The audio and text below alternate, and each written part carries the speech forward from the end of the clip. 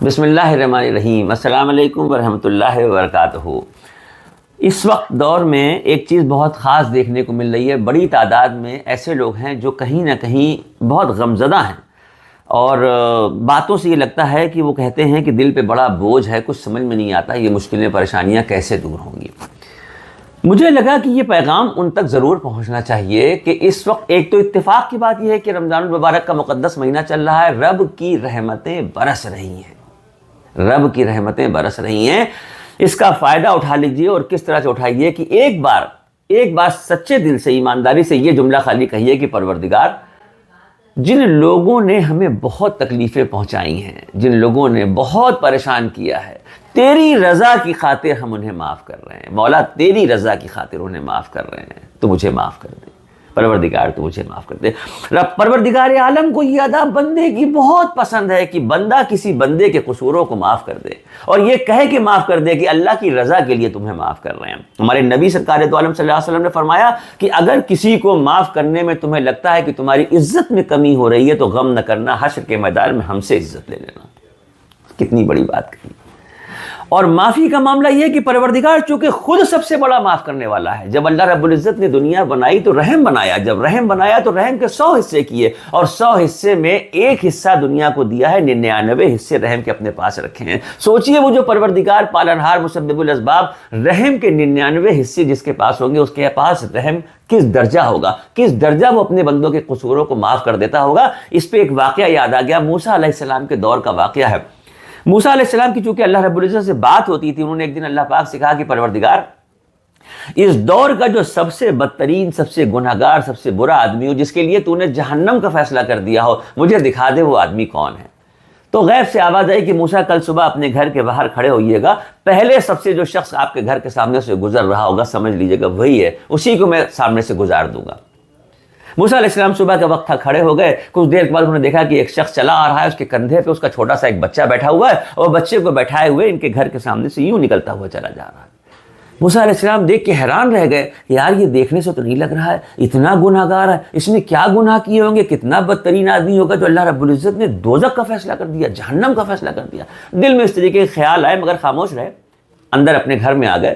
2-3 گھنٹے جب گزر گئے تو پھر دل میں خیال آیا، پھر اللہ سے بات کی کہ پروردگار، اس دور کا جنتی کون ہے وہ دکھا دے، وہ شخص جس کے لیے تو نے جنت کا فیصلہ کر دیا، اس شخص کو بھی ہمیں دکھا دے۔ تو پھر غیب سے آواز آئی کہ موسیٰ، آپ کے گھر کے سامنے سے جو پہلا شخص شام کو نکلے گا، تیسرا پہر جو کہلاتا ہے، عصر کے بعد کا وقت جو کہلاتا ہے، سمجھ لیجئے گا وہی شخص ہے جس کو میں نے نکالا ہے، بھیجا ہے، وہ جنتی ہے۔ موسیٰ علیہ السلام کھڑے ہو گئے، اطمینان سے انتظار کرنے لگے۔ کچھ دیر کے بعد دیکھا تو وہی شخص جو صبح نکلا تھا وہی وہاں سے واپس چلا آ رہا ہے۔ ارے اللہ اکبر، دیکھ کے حیران ہو گئے، یا اللہ یہ کیا ماجرا ہے، صبح تو یہ جہنمی تھا، صبح تو نے اس کے لیے دوزخ کا فیصلہ کیا تھا، اس وقت یہ جنتی بن کے جا رہا ہے، ماجرا کیا ہے مولا، کچھ سمجھ میں نہیں آتا، بتا دے مجھے۔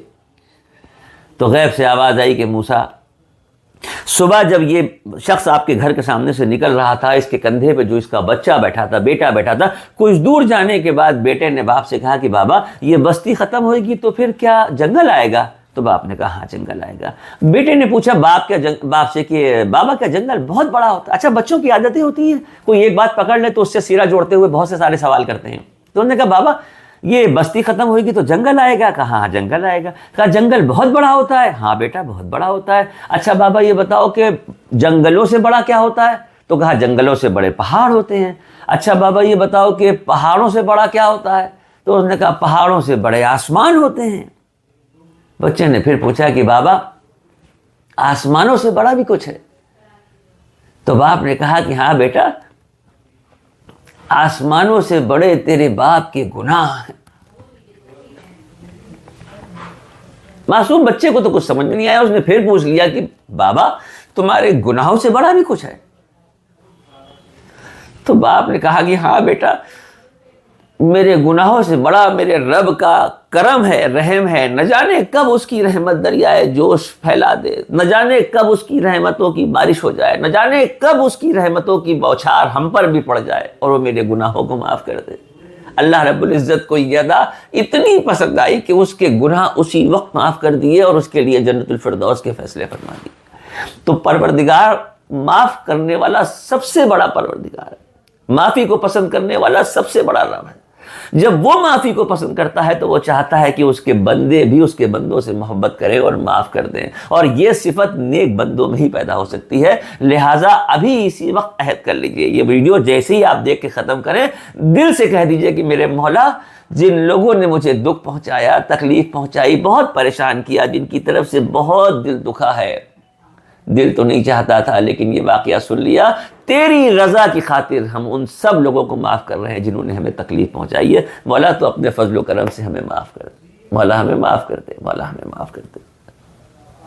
السلام علیکم ورحمۃ اللہ وبرکاتہ۔